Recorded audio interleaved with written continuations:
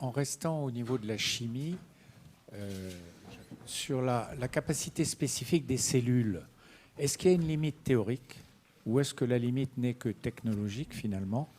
Et quels sont les ordres de grandeur qu'on pourrait atteindre raisonnablement?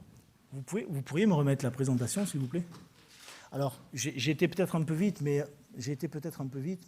dans la chimie classique, l'optimum des performances, lithium-ion, électrolyte liquide, silicium, un peu de silicium, de la NMC 811 ou 90505, ça semblait vers 350 Wh/kg. C'est pour ça que je parlais après 350 Wh par kilo.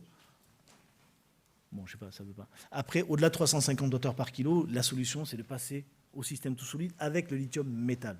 Donc, passer de la chimie lithium-ion à la chimie lithium-métal. C'est ça l'idée. D'accord, mais ma question, c'est qu'en intégrant toutes ces avancées de recherche, est-ce qu'il y a une limite théorique Il y a toujours une limite atteindre théorique. ou est-ce que la prochaine étape, enfin, quel est le niveau de la prochaine étape? Il y a toujours une limite théorique. En fait, notre terrain de jeu, c'est le tableau périodique des éléments. Un lithium échange un Faraday pour 7 grammes. Et il fonctionne à 0 volt par rapport au lithium. Après, on peut décliner tout ça. Donc oui, il y a une limite théorique. Après, il y a l'aspect watt par kilo théorique, watt par kilo ou litre cellule, watt par kilo ou litre batterie. Et avec, au niveau batterie, l'intégration, la capacité technologique d'intégrer, au niveau cellule, la capacité technologique de faire des électrodes très bien calendrées, etc., avec des bonnes porosités pour atteindre cette capacité théorique, tout ça, ça entre en jeu. Donc aujourd'hui, c'est pour ça qu'aujourd'hui, de façon pratique, les densités d'énergie sur les batteries NMC, c'est 250 Wh par kilo de batterie, les meilleures. Après, si on imaginait qu'on puisse monter avec des batteries tout solides, si on imaginait qu'on puisse faire des systèmes bipolaires, donc une électrode qui travaille d'un côté positif et négatif parce que c'est tout solide, on pourrait éventuellement aller à, je ne sais pas, 500 Wh par kilo de batterie ou 550. Vous voyez, c'est des ordres de grandeur qui sont à moduler par rapport un peu au progrès. D'autres questions?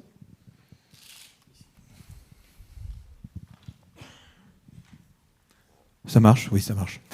Merci pour cet exposé. Vous avez 2 fois, ou au moins 2 fois, parlé de l'emballement thermique. Oui. Et on a vu malheureusement dans l'actualité, encore récemment, des accidents très graves. Comment peut-on lutter contre cet emballement thermique? Est-ce que LFP, c'est la meilleure technologie par rapport à NMC? Est-ce qu'il y a d'autres moyens de lutter contre? Le meilleur moyen, d'une part, c'est le confinement. Le meilleur moyen, c'est l'évacuation des calories, d'où le BMS thermique, la gestion des calories, évacuer ces calories.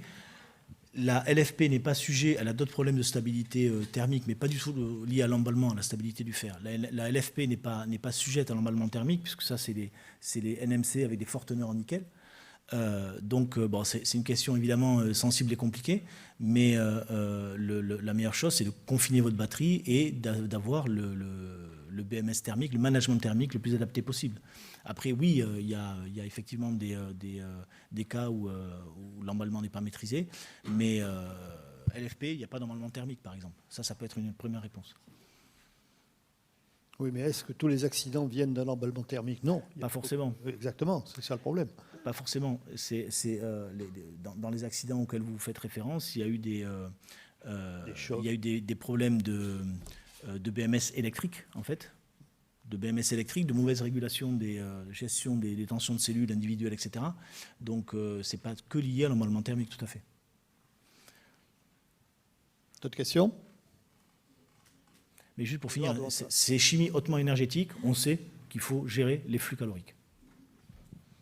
Merci beaucoup pour l'exposé. Vous ne nous avez pas parlé des durées de vie des batteries, ni du recyclage, des cycles, le nombre de cycles qu'on peut faire. Alors, si vous prenez votre téléphone portable, la durée de votre batterie de téléphone portable, est-ce que vous êtes d'accord de dire que c'est environ 3 ans? Est-ce que vous êtes d'accord pour dire que vous faites un cycle de charge-décharge par jour, une charge par jour? Ça fait 1000 cycles. D'accord? Voilà, 1000 cycles, c'est standard, je vais dire. Donc les objectifs, c'est d'aller à 2000 cycles, etc. Mais 1000 cycles, si vous avez une autonomie de 300 km, qui est une autonomie relativement modeste, si vous êtes à 400 km, 450, vous voyez, rien qu'avec 1000 cycles, ce qu'on sait faire, vous êtes à 450 000 km, théoriquement. Donc ça vous donne une première évaluation. Ensuite, et votre question est intéressante parce que quand on parle du développement de nouvelles chimies, c'est toute chose égale par ailleurs, c'est-à-dire avec la même sécurité, avec la même durée de vie, avec les mêmes performances en fait. Et la durée de vie, on sait faire des batteries à 450 Wh par kilo aujourd'hui et qui font 100 cycles, on sait faire.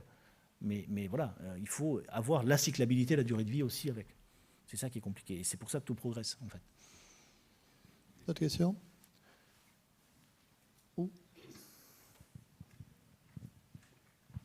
Oui, vous avez pratiquement pas parlé de l'ancienne solution électrolyte liquide, électrolyte solide commercialisée par NGK pour les solutions stationnaires qui théoriquement permettent d'avoir des watts par kilo encore plus élevés que ce que Oui, vous tout à donnez. fait. Ça c'est du sodium liquide qui fonctionne à 280 degrés, le NGK. Oui, mais pour le... Oui, tout à fait. Alors, je ne Ils sais en pas vendent. si Philippe, tu vas en parler pour le stationnaire. J'ai des slides dessus. Hein. C'est du sodium nickel.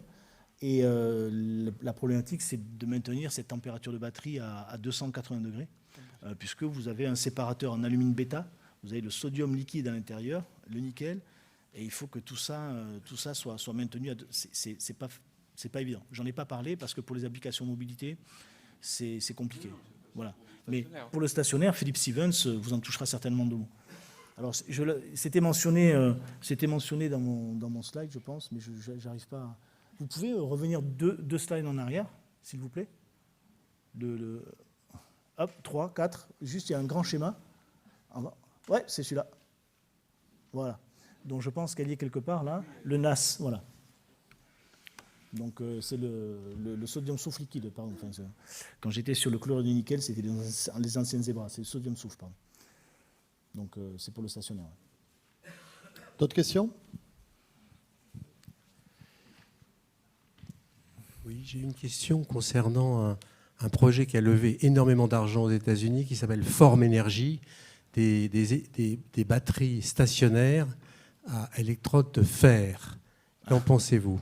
Attendez, excusez-moi, je pense que sur ces questions particulières, quand on va avoir Nickel d'autres fer, conférenciers, essayez de garder ces questions pour les autres conférenciers, par exemple sur les sulfures ou les choses comme ça, ou là, les batteries stationnaires, puisqu'on aura une conférence et on pourra les poser à ce moment-là. Je préférerais que vous restiez sur les présentations de... Je pense que Philippe va parler du pour tout à l'heure. nickel fer. Oui, devant là.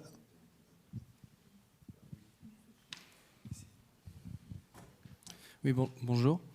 J'avais une question sur le lithium métal. Est-ce que ça pose aussi des problèmes de sécurité, notamment pour la mobilité?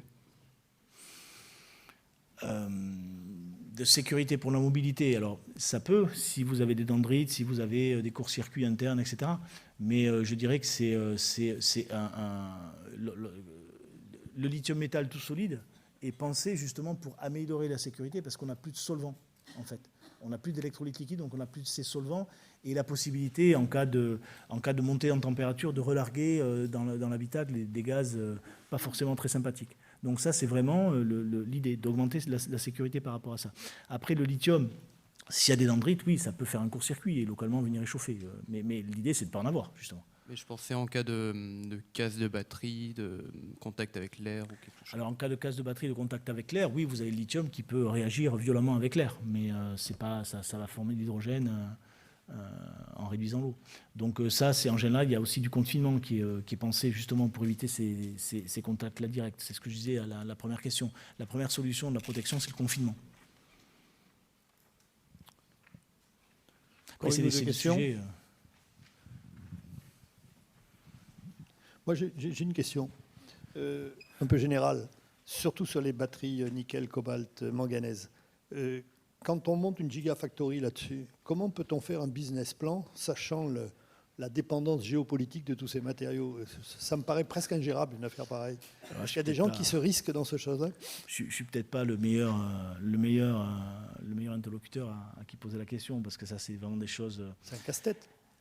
Alors, c'est un casse-tête, oui et non, parce qu'il y a déjà, on a deux gigafactories, on a deux gigafactories NMC qui se sont montées en France. Donc, le business plan, il est compliqué. C'est la sécurisation de l'accès à toute la chaîne de valeur qu'il faut absolument faire. Mais ça, c'est pas trop mon domaine, hein. Là, je pense que Mathieu pourra en parler pour le côté sodium, comment justement il est arrivé à sécuriser l'accès aux matériaux, la synthèse aux matériaux.